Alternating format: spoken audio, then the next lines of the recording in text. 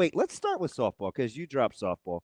And I was on social media yesterday and we were trying to, it wasn't my idea. It was the afternoon guys and Severe. We were going back and forth over like Jordy's regular season accomplishments. And, I'm going way back in the vault. And I'm talking about Mark Sagmoin and I brought up Jordan Burroughs, and of course Sue comes up, Jim Hartung comes up.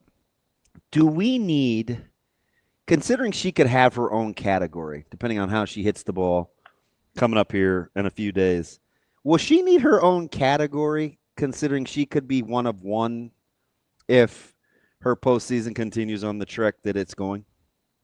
Yeah, I think and everything that you said, I think is dead on. Like, it's hard to come up with a comp because, it would be like a Charles Woodson or a Travis Hunter, right? Like playing both sides. It would take somebody on the basketball floor to average 30 with, X amount of steals, or like to be able to do it at that level on both sides.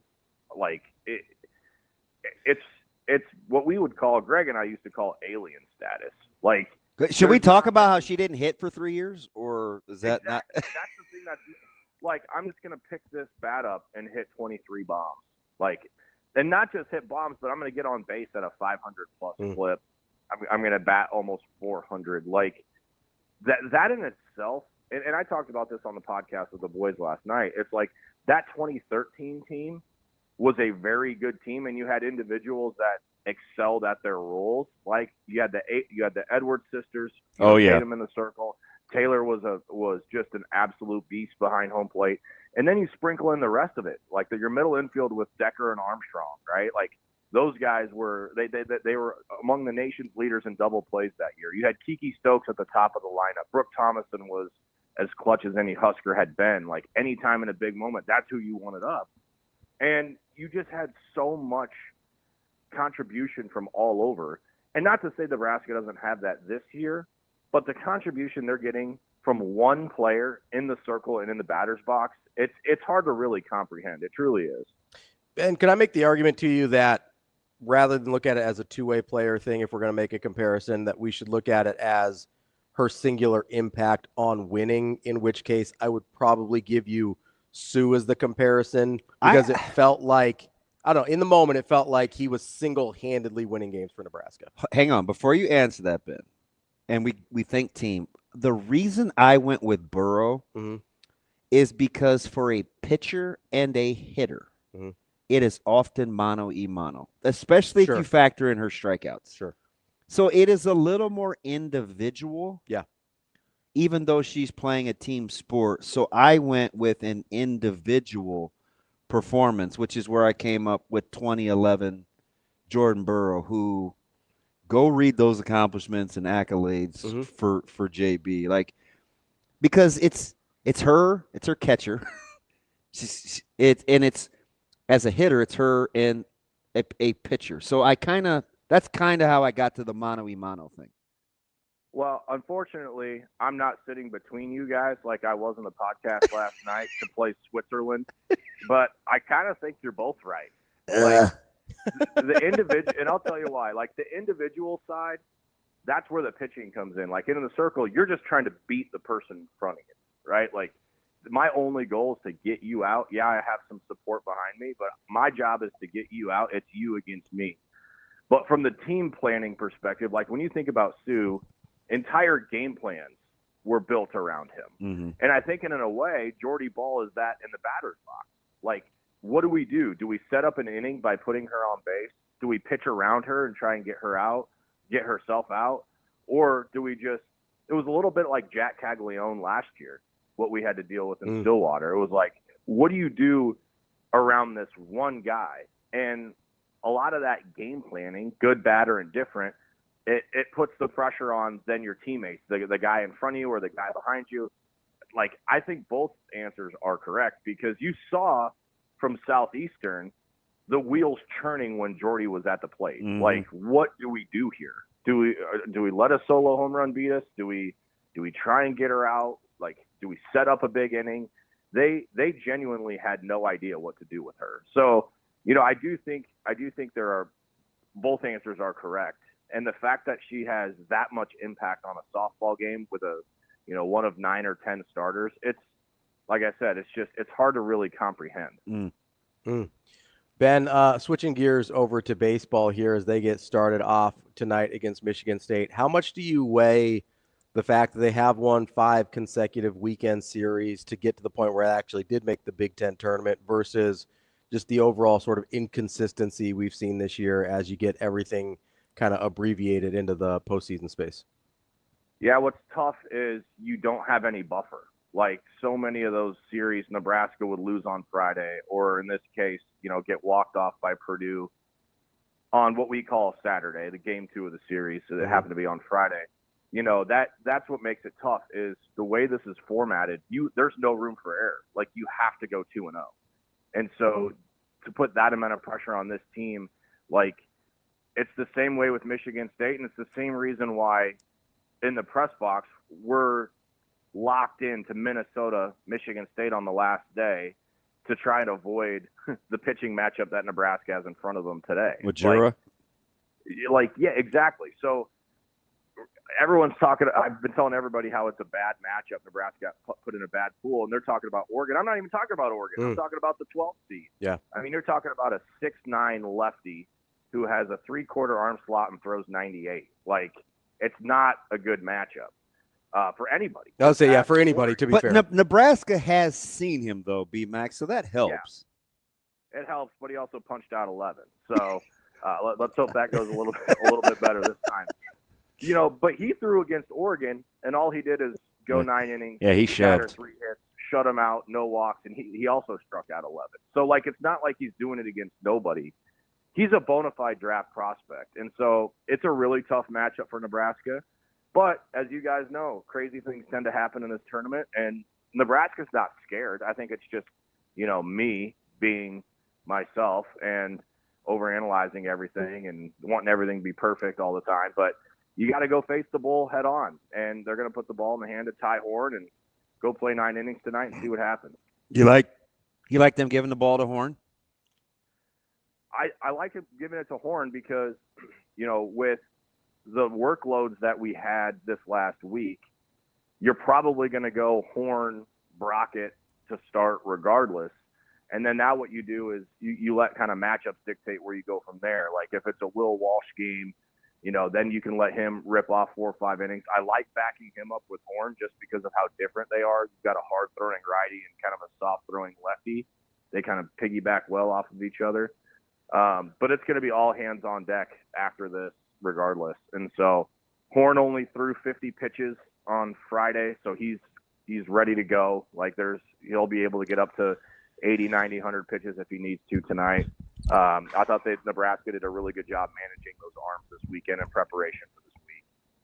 So, Ben, speaking of getting the arms ready and what that looks like for this week, how much differently do you think they'll approach this considering the, we'll call it unusual nature of the pod system in the Big Ten tournament this year? Yeah, I mean, it's do or die. I mean, it's must win. It's not inconceivable. And we saw this. When was this? I'm trying to remember when this was, but Nebraska was playing. Oh, I remember when it was. It was against Rutgers in the Big Ten tournament last year, 2 years ago. Yeah, where you had both closers in the game in the 6th inning, and I think you're going to see a lot of that here this week too, where it's almost like a regional caliber, pitching setup, especially for teams like outside the top 4 seeds who are all fighting for a tournament bid. There's no double elimination. There's no, we'll fight our way through the losers bracket, because the way the tiebreaker structure is set up, you have no option but to go 4-0 in this tournament. Yeah, so with all the hand-wringing about the pod system, which isn't new, whether it's single or double, we've seen conferences tinker with both. Sounds like the one thing you'd change about this level of confusion is the tiebreaker, because it almost still doesn't take away the meaningless games that you'll play until Friday potentially, but it would clean up the difference between going 1-1 with teams if you go 1-1. And I think it depends on what year you ask me. Like, if you ask me in a year where Nebraska's a top 4 seed, I love it because it means we're saving arms for the regional. Yeah, who does Oregon have to throw, right? Yeah, exactly. So, like, the teams that are already locked in, you know, especially those that are in a host conversation, you know, they don't mind this at all for a couple of reasons. One, they save pitching. Two, even if they drop a game and go 1-1, they're the higher seed, so that's going to be the tiebreaker. But the problem then becomes if it's a run differential, you know, and you've got a team really out there struggling, you're going to have teams stealing bases and 4 or 5 hour games, and that's not appeasing to the fans. So, like, I get it, I understand it. I'm not going to make any rash judgments until I kind of see this thing play out this week and then try and form an opinion. But, you know, I can kind of see the writing on the wall in a couple of different areas. My biggest gripe with it, though, DB, is this is a conference that's always so far behind the times. Mm-hmm. Like, you already have a handful of teams that are going to be in. You're trying to build your brand as a conference, as a national power conference.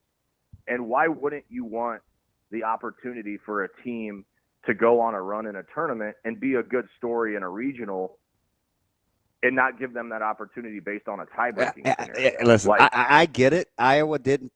You're talking about a team like Iowa. I mean, because they've got a 73 RPI. Mm-hmm. They don't win this thing. They're not going to be an at-large. No. One of the best records in the conference during the regular season, and they're going to be on the outside looking in like, what just happened? Yeah, 100%. I don't have a lot of sympathy for them, though, because of the way they've scheduled in the non. Correct. Like, this needs to be a lesson, not just to Iowa, and they're the low-hanging fruit this year, but Purdue is the same way. Like, there's a lot of teams that have pretty good teams, mm-hmm. but they don't know how to schedule. And so by doing that, you really pigeonhole yourself by having to win this tournament or having to win the regular season. Well, when you add 4 more teams into the mix to win a regular season or to win a tournament, that chore becomes a lot more difficult.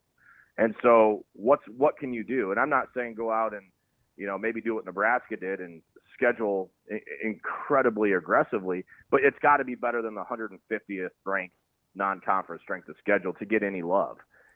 You know, you can't be worried about one game with Oregon State ending in a tie to hold all the water for your RPI. You've got to schedule better.